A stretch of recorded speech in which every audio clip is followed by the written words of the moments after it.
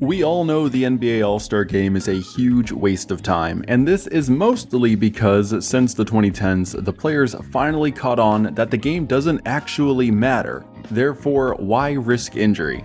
As a result, they no longer try, which is understandable, but it makes the whole night a huge waste of time as the guys just take turns walking up the court, launching long threes or throwing alley-oop dunks. Some will argue that the All-Star Night is for young children's entertainment, but apart from the few kids of celebrities in attendance, not many children are staying up to midnight on a Sunday night to watch this.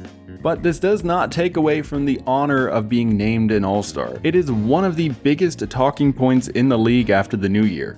Every player wants to be an All-Star. Every media analyst loves to give their picks, and fans throughout the world vote and argue with one another online. It's awesome. For the 2026 season, Adam Silver has announced the All-Star format will once again be changing in an attempt to spark more intrigue. This year, rather than East versus West, we will be seeing Team USA versus Team World, which is a really cool idea that people have been mocking up for decades at this point, as the talent level around the globe has been continually rising. So today I thought it'd be fun to try to predict who will be named All-Stars for both teams during the 2026 NBA season. Before we get started, please do me a big favor and like the video as it helps me out far more than I think you guys realize. Consider becoming a channel member if you want to support these videos directly, and subscribe for more basketball related content. I am trying to hit 1 million subscribers by the start of the preseason, so let's make that happen.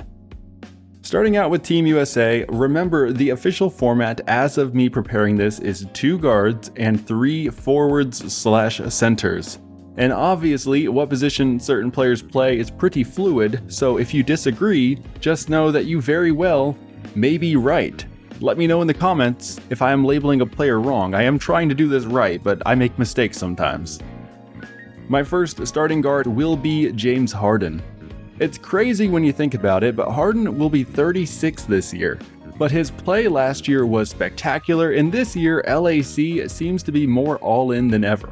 Plus, it helps that they are hosting All-Star Weekend, so you know that Clipper fans are going to vote like crazy to make sure he gets in. And it will be deserving, as he will be a 20-10 threat every night as they contend for a top 4 seed out west. Next to him will be Stephen Curry. The 37-year-old is still crazy talented, and though the Warriors aren't likely to be a great team this year, they will still have plenty of great games where Curry produces big-time numbers and hits major shots in crunch time. Curry is one of the most beloved players around the world and will almost certainly finish within the top 2 of Team USA for voting. And LA is not too far from San Francisco, so his fans will show up. For the first forward, I am naming LeBron James. Surely at some point he will fall off and look like a guy in his 40s, but we are not there yet. LeBron is probably the greatest player in NBA history. He is going to be productive in 2026, and though the LA Lakers may not really be contenders, they are still going to be very competitive, and remember, this game is in LA. So expect a massive crowd of LeBron fans celebrating him in what may be his final All-Star game that just so happens to be taking place within the city he plays in. The next forward will be Kawhi Leonard, another older player, as this will be his age 34 season. Kawhi is a deadly creator in the half-court set, a great shooter, and remains an excellent defensive player. Yes, he misses a lot of time with injuries, but he's still extremely talented. His fellow players like him, fans, whether they realize it or not, love voting for the same players every year, and this game is in LA. There is no way he does not get voted into the starting lineup. And for the final starter, I am naming Chet Holmgren as their center. Finally, a player younger than 34. Chet may only be 23, but he is already an extremely talented rim protector, shooter, and off-the-dribble creator. Plus, he has a meaningful championship pedigree, and OKC will almost certainly be contending for the 1 seed out west again. OKC may be in the first stages of their dynasty right now, and one of the perks for the stars on these legendary teams is repeat All-Star nods, which he deserves. Up next, we are going to go through the reserves for Team USA, which there are 7 of. An interesting note about making these rosters is that there is a huge difference between these two all-star teams in which positions the most talented players take up. For Team USA, it is the guards, and unfortunately only a max of 4 can be on the team as reserves, so please know, I am not trying to leave certain potential all-NBA caliber guys off this list intentionally, but all-star voting can be weird, and that's what I'm trying to predict. My first backup for the guards will be Cade Cunningham. The 24-year-old guard had a really slow start to his career, but last year broke through and willed his team to Game 6 in the first round. A lot of people thought they should have won that series. Cade may be the most talented point guard in the Eastern Conference, and his team should be in the running for a top 4 seed this year. There is no way he gets left off this roster. The next guard will be Donovan Mitchell. It can be easy to forget about the Cleveland Cavaliers players sometimes, but they are very likely to be the number 1 seed again out east, and honestly, thanks to the brutality that is expected to be in the Western Conference, Cleveland has a good shot to have the most wins in all of the NBA. Mitchell, being their best offensive player, is a no-brainer to make this team. Up next, I am taking Jalen Williams, a second OKC player who broke through last year winning a title. J-Dub is the complete package a team could dream of for an off-ball guard. His combination of defense, shooting, and creation ability are all-star level, and I don't think there's any way he gets left off this team. And for my fourth and final backup guard, I am going with Jalen Brunson. Is he the 6th best guard in America? Maybe, but he definitely is within the top 6 of popularity, and more importantly, coaches seem to adore him. And coaches pick the reserves in case you did not know. Small guards who get the job done with extremely refined skills and a fearless attitude is a coach's dream. Plus, New York fans are going to give him a ton of votes. I really just cannot imagine the coaches leaving him off after he barely misses the starting 5. For the backup forwards/centers, unfortunately there can only be 3. The first guy will be Kevin Durant. Even if these past couple of years were disappointing, KD remains one of the best scorers in the sport, and his Houston Rockets are going to be contending for a top 4 seed out west. Plus, he has already been named to 15 All-Star games. I just cannot imagine him missing this one. My second backup bigger body will be Anthony Davis. Like KD and most of the starters, the 32-year-old AD is just way too popular and remains way too talented to be left off this team. Now, even if every person agrees Dallas made a mistake by trading for him, you cannot argue that he should still be one of the very best big men in the league for at least one more year. And for the final All-Star reserve from Team USA, I am picking Evan Mobley. He will be the best player on the winningest team in the league for 2026. Though I do not expect him to draw the most fan votes, the coaches are going to respect what he's done, and he's going to be in the running to make an All-NBA team, potentially the first team. Mobley's combination of defensive prowess, interior scoring, and three-point shooting is extremely rare. He will deserve this accolade. Which means some Americans will be getting snubbed. Devin Booker and Anthony Edwards are the 2 most obvious ones, regardless of how talented they may be, because I think they both will make an All-NBA team, potentially at least. The reasons I gave for the other guys are why I just cannot have them make this team. Minnesota and Phoenix are not expected to be top 4 teams this year, and neither fan bases are big enough to force these guys into mainstream media relevancy. Remember, you'd have to boot somebody off, and that's really hard to do. The same goes for guys like LaMelo Ball, Trae Young, Ja Morant, Jaylen Brown, Bam Adebayo, Jarrett Allen, and Darius Garland. They are all right there on the cusp of making the team. Plus, young guys like Cooper Flagg, Brandon Williams, and Walker Kessler are also possibilities you should not overlook. This is some pretty brutal decision making here. Moving on to Team World, this was pretty fun to put together. Way back when I was a kid playing the NBA live games on the PlayStation 2, I used to always make a Team World roster to play matches against the Team USA squad. It's one of the most fun hypotheticals in all of basketball. Of course, this is an all-star game, so in a way, it's gonna remain a hypothetical, but still, I was smiling while putting this together. The first starting guard for Team World has to be Shai Gilgeous-Alexander. Yes, Canada in fact counts as a world. Shea broke through last year, winning both the MVP and the league championship. He and OKC have as good a chance as any to contend for the 1 seed in the brutal Western Conference this year. There is no way he misses this All-Star game. The other guard will be Luka Doncic.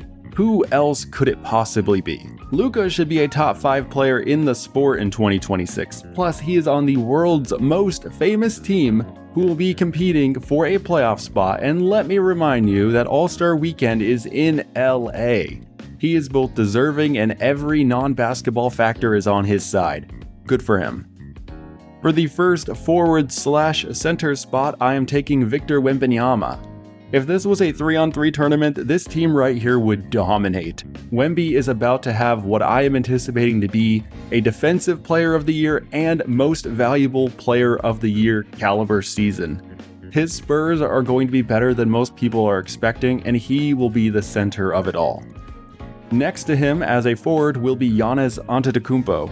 The Greek Freak is entering a challenging season as he is going to be counted on to produce more than ever before in his career in an attempt to keep the fractured Milwaukee team competitive. I think there is a good chance he may lead the league in scoring this year, while also rebounding extremely well and being one of the best defenders in the sport. Unlike most star caliber scorers, Giannis also gives 100% effort on defense every night, which is a lot of fun to watch. And the final starter for Team World is their center. Obviously, it's going to be Nikola Jokic. I and many others feel Jokic was robbed last season for what should have been his 4th MVP award, but nevertheless, he remains a top 5 player in the league who reads the game far better than anyone else. It is scary to think, but his Nuggets are going to be better this season than the previous 2, so look out for them at the top of the West. He is going to make a good fight to take back that MVP award.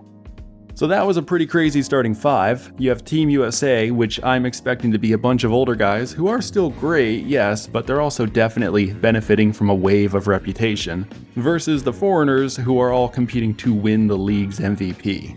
Pretty crazy. For the reserves with Team World, I wanted to start with the forwards and centers since they are without a doubt the stronger chunk, and they make up 5 of the 7 spots. First, I have to pick Karl Anthony Towns. The Dominican big man in New York City is easily going to be named to this team.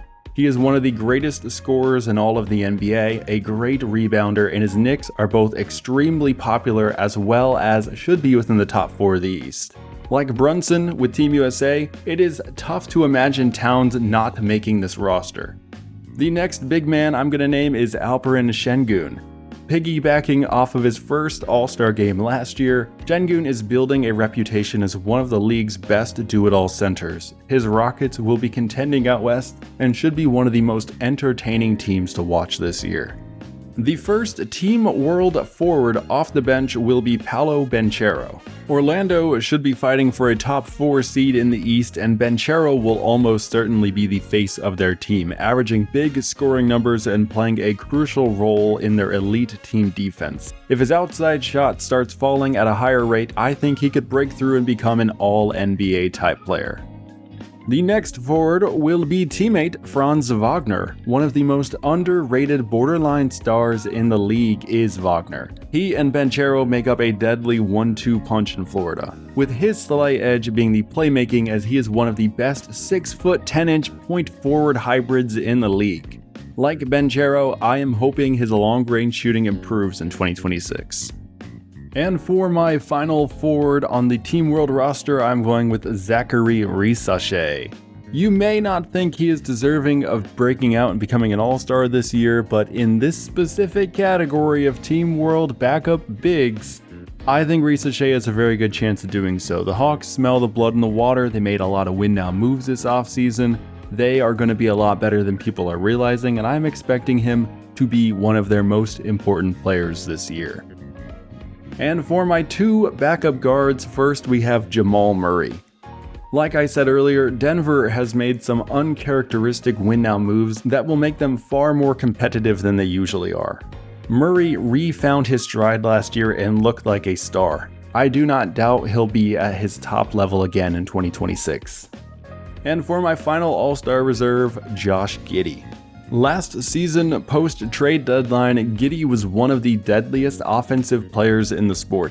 A nightly triple-double threat with a lights-out three-point shot is something the world has never seen before. If he can play close to this level for a full season, he will make a very good case to be an All-NBA team member. And Chicago will be a real playoff threat, which is something they have not been in a very long time. The lone biggest snub for Team World has to be Domantas Sabonis.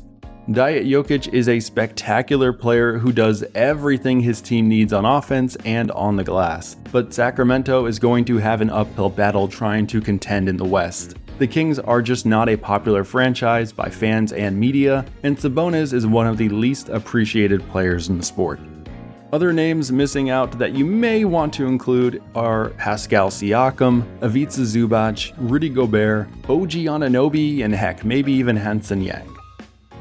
So there you have it, my 2026 NBA All-Star teams. Again, please let me know your picks down below, or just who I was too high on, or who did I overlook. Perhaps maybe I'm missing out on somebody who's gonna have a breakout season. I really am interested in hearing what you guys have to say because this is going to be kind of fun to come back to and check as the season goes on. Thank you all for watching. I will see you all next time.